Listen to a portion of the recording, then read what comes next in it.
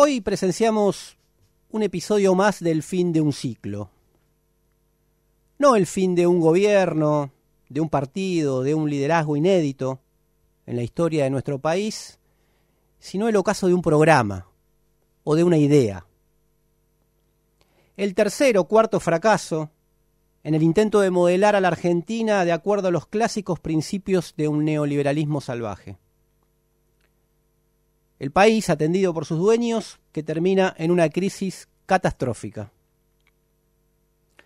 El gobierno emitió un decreto de necesidad y urgencia que reinstaló un control de cambios y un cepo particular, un cepolito, le dijo algún especialista al portal La Política Online, porque combina cepo y corralito. Una medida firmada de apuro, un domingo, para intentar que el lunes la cosa no se siga desmadrando y que la corrida cambiaria, que está desangrando las reservas del Banco Central, no se transforme en crisis bancaria que ponga en quiebra a toda la economía. Podríamos afirmar sin falsa modestia que estuvimos entre quienes alertamos que esto terminaba así.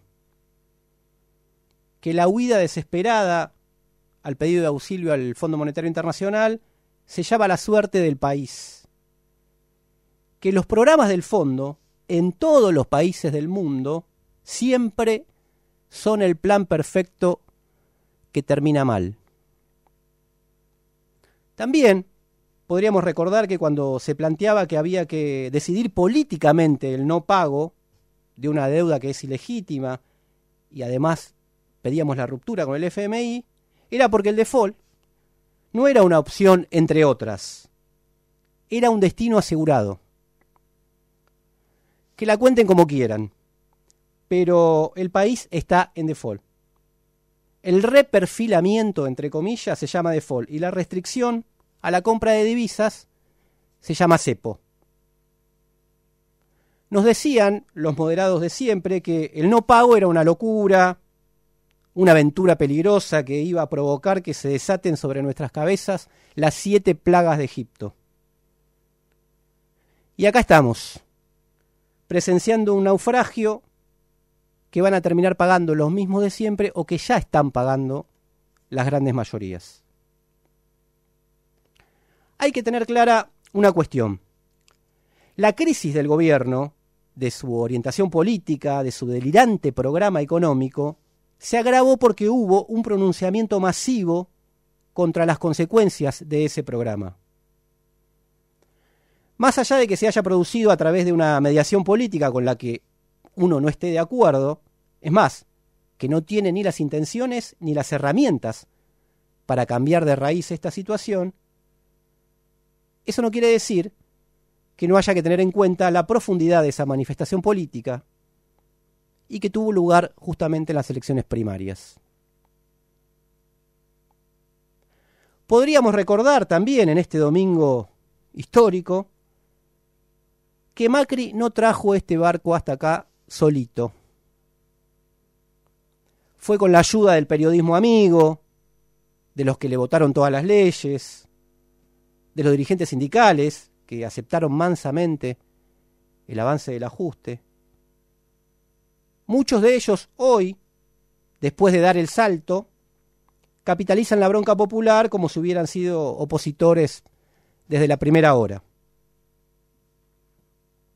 Es un aprendizaje también de las crisis poder transparentar quiénes se acomodan al poder, quiénes fueron cómplices y quiénes estuvieron siempre del mismo lado.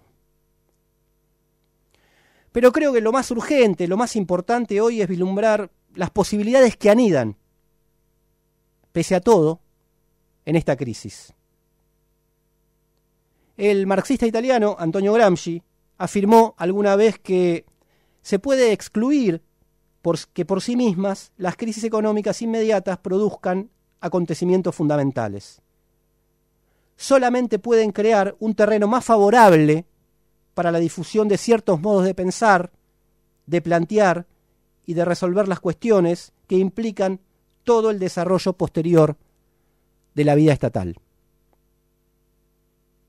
Efectivamente, las crisis por sí mismas no provocan reacciones callejeras inmediatas, que es donde se resuelven o se cambian las grandes cuestiones, pero sí habilitan, más rápido de lo que a veces nos imaginamos, nuevas formas de pensar. Se discute qué hacer con los bancos, con el ahorro nacional, con los impuestos, con la vida institucional. Y algunos planteos que en tiempos, pongamos, normales, parecen abstractos, se vuelven reales e incluso hasta necesarios. Si ellos llegaron hasta acá timbeando libremente con el ahorro de los argentinos, con la libertad absoluta para la fuga de capitales y empobreciendo a todo el país, ¿por qué pensar que hay que ponerle solo algunos límites muy tímidos y no plantear una propuesta radical con la creación de un banco estatal único que cuide los ahorros de todos y los recursos nacionales? ¿Por qué no proponer que exista un monopolio estatal del comercio exterior y no solo una obligación de liquidar algunos dólares que muy probablemente van a alentar la especulación de la patria sojera como hacen siempre? Y bueno, la propuesta más lógica, si toda la deuda es ilegal e ilegítima, la del último tiempo fue prácticamente toda hacia la fuga. Entonces, ¿por qué pagarla con los recursos que pertenecen a todos?